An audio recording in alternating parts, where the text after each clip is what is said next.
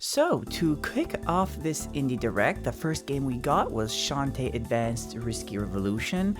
I think this is a really cool game because that apparently it was already in the works about 22 years ago, but it got cancelled. And then 22 years later, here we are, the team got back together to finish it. I can't say I've really been a huge fan of the series, I've never played the original, but it's a game that I've kind of seen before, and it does look cool. Not sure if I'll be checking it out or not, but time will tell. And currently there's no release date, only that it's going to be releasing in 2024. Next up on the list we have Core Keeper, and two things came to my mind right when I started seeing this video. So basically the first thing was, wow, the lighting is phenomenal. And second of all is, but I can't see why someone would care. And give it maybe 10 more seconds, and then I was the person that really cared, so I don't know what I was thinking. Basically, this is a 2D Minecraft game, I guess you could say, but not like Terraria. This is top-down instead of like a side-scroller, but it's more of a top-down 2D dungeon explorer that you can play up to 8 players online, and that's the part that really interests me the most. The caverns are endless and procedurally generated, which is pretty cool, and it's really cool because apparently you can play with your friends, of course, but progress through the story together, and I think me and my friends would love this game if I can convince them to play it with me. But so far no release date, except that it's going to be available next summer in 2024. One thing though that I really hate about these indie directs though is that I feel like I'm ready to buy some of these games, but right now I'm pumped, I'm seeing it, I'm excited, I want to buy it. But then they make me wait just long enough that I get to change my mind before the release date hits, so I'm really hoping that I'm still as interested then as I am now for the game, but time will tell, I guess. Next up on our list we have On Your Tail. This is a narrative life sim and you're trying to solve a mystery. This doesn't necessarily look like a type of game that I would like. I don't think I'm the target audience either. I'm not sure what the target audience is specifically, I just know it's not me. But I'm not gonna sit here and insult it. It looks like a perfectly fine game, I just don't think I'll be picking it up. Next up in the direct is Howl. So the way they describe this game is that this is a turn-based tactical folktale. Not exactly sure I get it, but I don't need to because the game has a demo. And the game also released the same day as the direct. And I need to applaud them for this because like I mentioned, if this was an indie game that did intrigue me, give it to me now. Use the hype of the direct to guide the invisible hand of the market to make me want to give you my credit card information.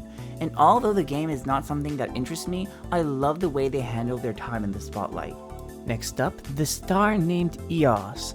This is a story-based puzzle game that uses photography to explore. Looks cute, but I don't have much to say about this one, but it's coming out in spring of 2024. The next game that was announced was Backpack Hero, and this is the indie game creativity I love to see. This is a deck building game, except there's no cards. Instead, you need to pack your backpack as effectively as you can in order to get more powerful. This was another shadow drop, but I kinda really wish there was a demo. Next up on the list is Blade Chimera? I think that's how you say it. Anyways, first off, right off the bat, the art style is just wow. I do think though that the gameplay does look a little slow in my opinion. I can't quite explain it. I feel like it should be like maybe just 10% faster.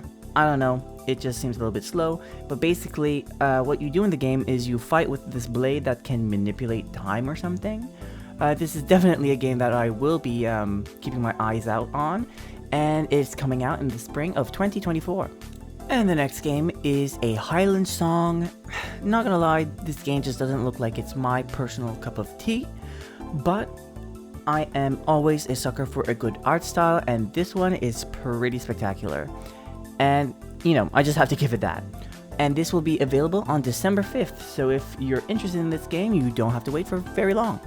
After a Highland Song, we saw Moonstone Island, and I don't want to be mean, but you lost me at deck building. I know I was kind of praising a game earlier for the deck building, but it's the deck building without the cards. I don't know why, but the cards just lose me. But if this is the type of game that you would enjoy, you can expect to see it on Switch in the spring of 2024. Next game we saw was Death Trick Double Blind, and I don't have many notes written about this. I barely remember what it was about. All I remember is that it reminds me too much of Angelina Anaconda, and that was a show that really creeped me out as a kid. And if you remember what that is, you're a Canadian, I can tell you that. I don't know. I didn't really like what I saw too much, but other than that, I know that there is a demo available right now, and that the game is going to be available next year. The last of the bigger announcements was Outer Wilds Archaeologist Edition.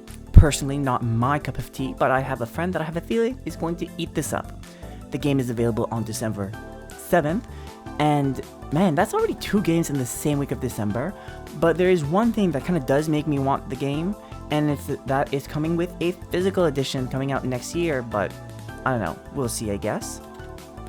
After that, we did see a sizzle reel, which gave out, a few games. It was Planet Lana, Enjoy Dinner, Heavenly Bodies, The Gecko Gods, Postpartout 2, The Lost Artist, Urban Myth Dissolution Center, Braid's Anniversary Edition.